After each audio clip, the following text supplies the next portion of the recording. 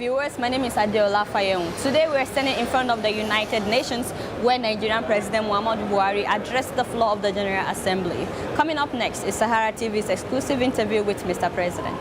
Welcome to Sahara TV. Thank you. So there has been information that you've been recovering some of the stolen money, stolen by corrupt government officials that were there in the past. How true is this, and how much have you been able to recover? I can't give figures now, and because of the legal implications, it's much easier to talk. But what we are doing, we are collecting documents. For example, every ship that is loading Nigerian crude from our terminals is supposed to record how much it has taken and on behalf of who is lifting it in terms of customers, whether it belongs to Nigerian National Petroleum Corporation, the crude, or it belongs to our partners like Shell, Chevron, Mobil, EPI, and so on. And then where are they going? In part of the documents, when it is sold, in which account it is going. Now, we have gone quite far, and a number of countries have cooperated with us. And in fact, again, we try to get more facts from Lloyd's of London, that the famous shipping line insurance brokers. Because some people will take petroleum from terminals and then change mid-sea, change it to the direction, and then when it is sold, it's put in some individuals' accounts. Now, we want those documents in our hand so that we can successfully prosecute those who have been stealing Nigerian crude. I'm afraid we can't mention detail because that may compromise the legal processes. I see. But definitely, we have done a lot of work, and very soon the processes of prosecution will start. I see. So you've been focusing a lot on corruption since you were sworn in, and a lot of Nigerians applaud this. However, some people are saying that the economy has not been doing so well since you were sworn in, and they would like to know, when will you start focusing on the economy as well? How many months is it? It has taken the previous government about 10 years to destroy Nigerian economy, and it's much more easier to destroy than to build. I don't think Nigerians are being fair if they expect us within the 3 months or 4 months the government has come to turn things around. Especially, unfortunately for us, coming at this time, the cost of petroleum products have gone drastically down from about $140 to $50. For Nigeria, that's a major setback, because we are what they are calling as a mono economy. We depend so much on petroleum.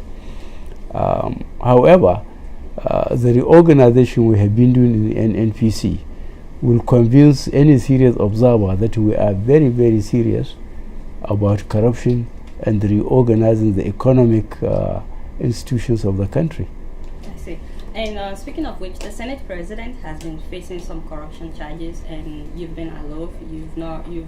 Apart from us hearing that the presidency is not responsible for all that has been going on. However, though, some Nigerians would like to know if they could have access to you, just to hear something from you as the president about the whole drama with the Senate President. What has the president got to do with it as a person? The case is in court. Do Nigerians expect me to tell the Chief Justice, to tell whichever court, that they shouldn't try the Senate President?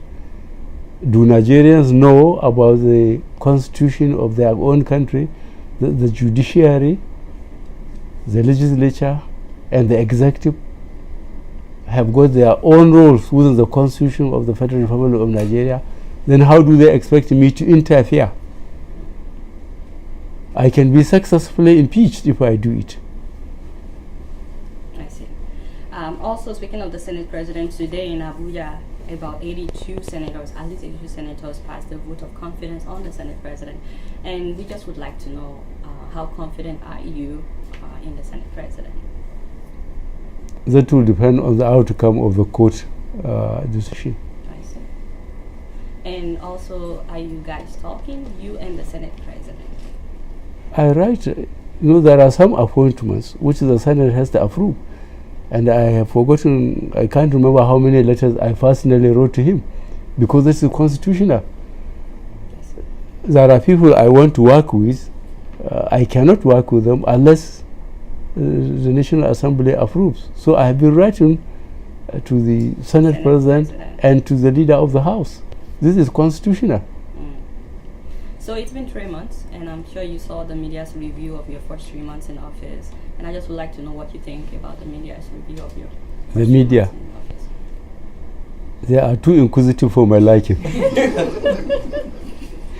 Okay. What does that mean?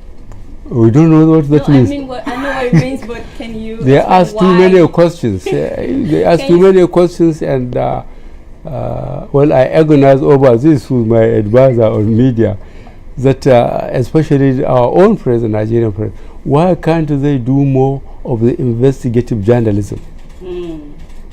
There are a lot of things the media can do without harassing the president. And I gave an example, a question of declaration of my asset. I said I declared asset for 4 times.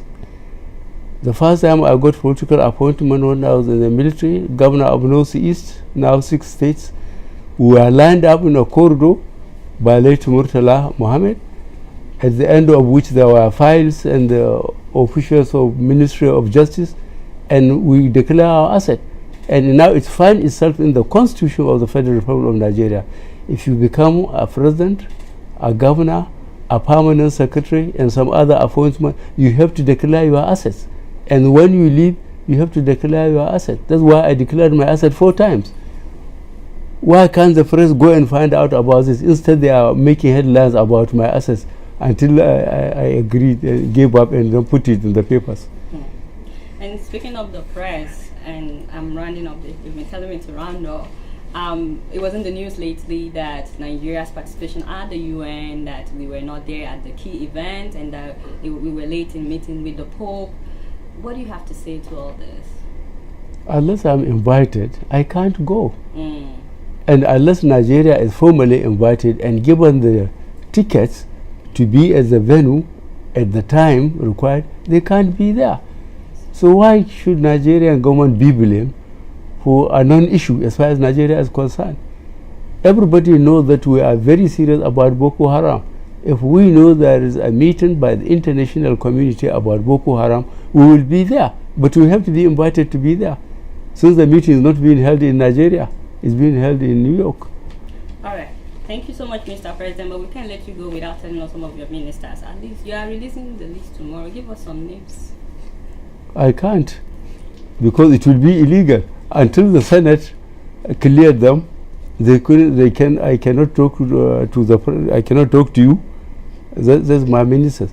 But I have known whom I want to be my ministers, and again I have to discuss it with the governors from the respective states they are coming from.